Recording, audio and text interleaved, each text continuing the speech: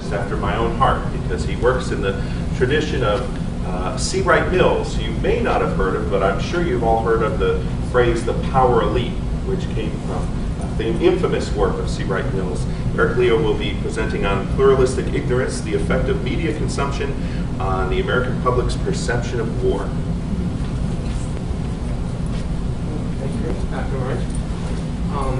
So, first thing to note about this is I actually did a 14,000 word paper on this, so to condense it down into 10 slides is really hard. There's a lot of evidence I just have to leave out.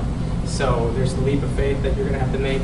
So understanding war, obviously everybody knows what war is, and then pluralistic ignorance, I'll explain that. The historical context is I look at the Iraq War for pluralistic ignorance, and then I will mirror it to the Vietnam War. So to get started, what is pluralistic ignorance?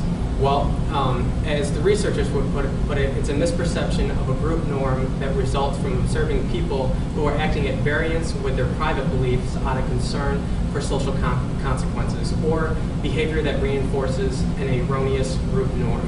So, simply, pluralistic ignorance is a false social reality, where the popular opinion is concealed. So for an example, we can say that students in the classroom, when a teacher comes up and after he gets done explaining the material and asks, does anybody have any questions? And then nobody raises their hands. Because of tertiary motives like not wanting to look like a teacher's pet or don't want to look stupid, they won't raise their hand. Creating a false reality that the students understand. Same thing with drinking in college. A lot of people think that the majority of students drink in college. The majority of students don't. So in that context, it creates pluralistic ignorance. So leaders can easily create pluralistic ignorance, whether that be in a bureaucracy or in a gang.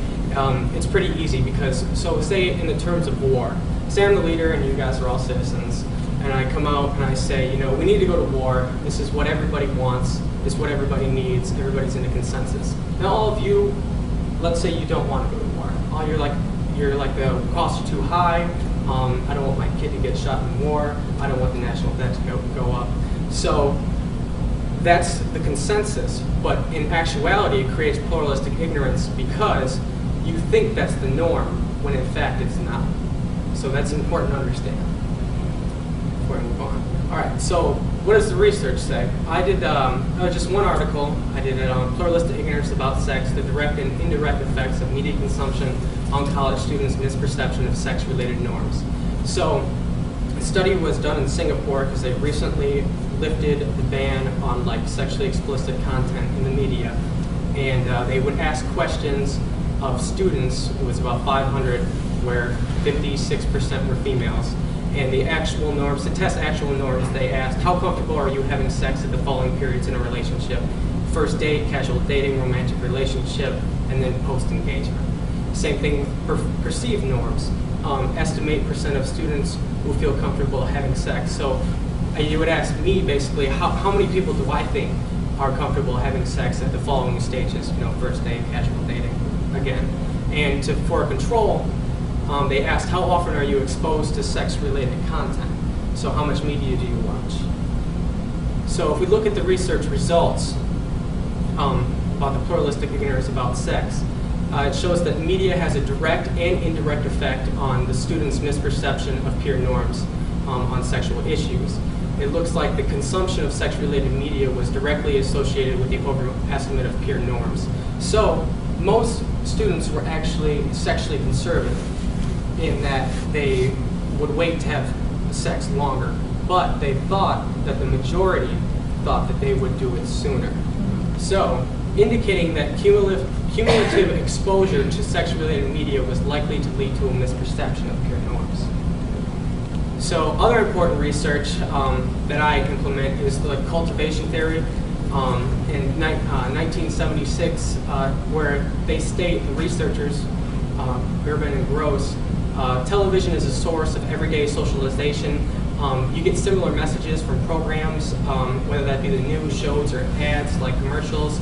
And the individual eventually believes that they live in the narrative world as portrayed on TV. So if anybody's ever seen the 1976 movie Network, that does a good job of portraying that. So there's also the effect of persuasive press inference, which has an indirect media effect. So what individuals do is they extrapolate general media content from specific sources. And then individuals base their assessment of others' attitudes and norms on the presumed media influence. So we can say from the get-go that there was evidence of pluralistic ignorance was created about the Iraq War because of the statement that George Bush was forced to make on October of 2003 that Iraq was not involved in 9/11.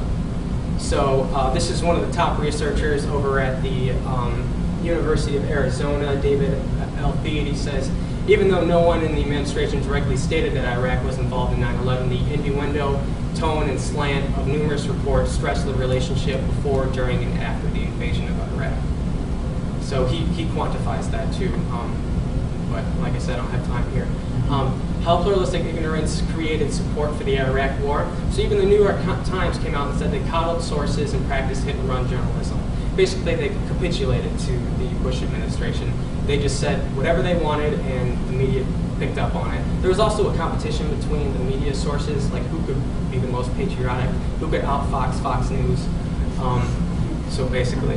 And then experts were U.S. officials or pro-war pundits. Very little, like the research was, if it was all American sources, it was 1 to 25 ratio in support for war, and then if they had international, it was 1 to 6.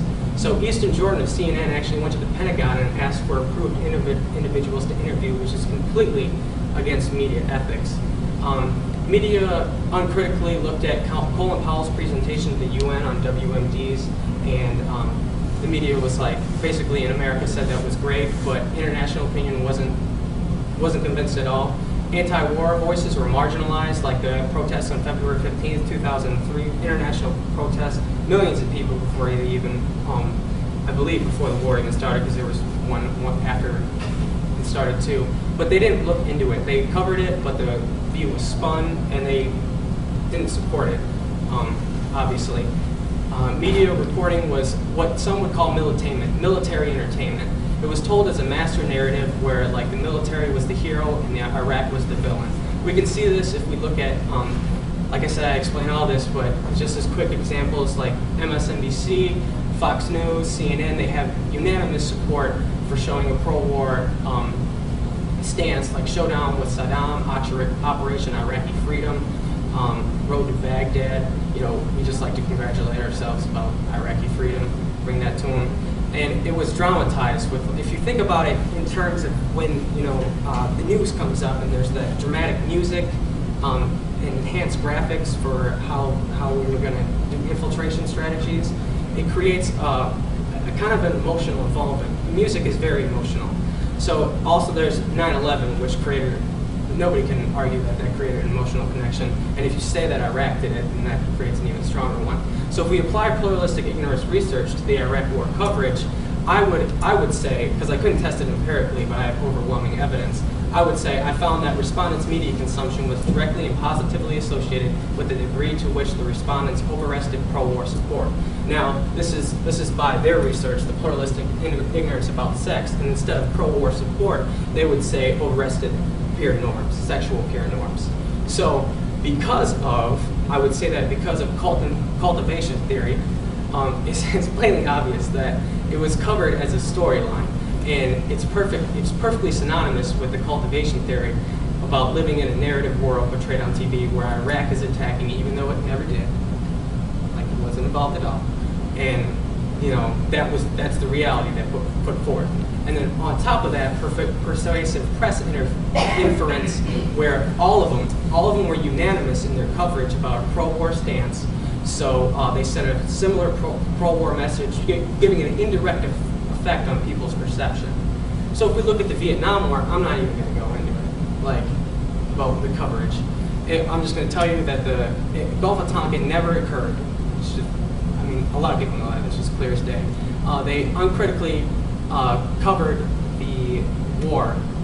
They just took the administration's claims like they did in Iraq, for instance. And then the pro-war media, the media was pro-war. People look at the media and say, you know, they came out against Vietnam, but that was only after universities like Kent State or grassroots organizations like Winter Soldier, until it was so big and widely disseminated that they couldn't even go against it because it's what the people wanted. So if we look at it, it's basically the same effect that you get. This is like in very real terms about the influence of pluralistic ignorance. Iraq War, the World Trade Center was attacked on September 11th. 3 days later, they gave military authority to George Bush on September 14th. Only one person in Congress, whole Congress in the House, voted against it. Same with Gulf of Tonkin. August 4th, 1964 was when it allegedly happened, because remember, it didn't happen. Gulf of Tonkin resolution was passed August 7th, 1964, so 3 days later, with only 2 votes against it in the Congress, and those were in the Senate. So what we have here is a historically repeatable phenomenon called pluralistic ignorance, in which it is implemented into the American public, disseminated through the media. And you can look at the Bush administration and the media acting as the minority, pushing a misconception upon the public, creating pluralistic ignorance basically at a wide scale. That's the overarching. And I don't go into this at all, but it was directly intentional. We have evidence to say from the very beginning that they knew exactly what they were doing. They just used, they wanted a new Pearl Harbor as an excuse, and 9/11 was it. So that's it. Thank you for your time. Remember that the assumption that others are different from the self creates the pattern of pluralistic ignorance. And I will take questions at this time if anybody has any.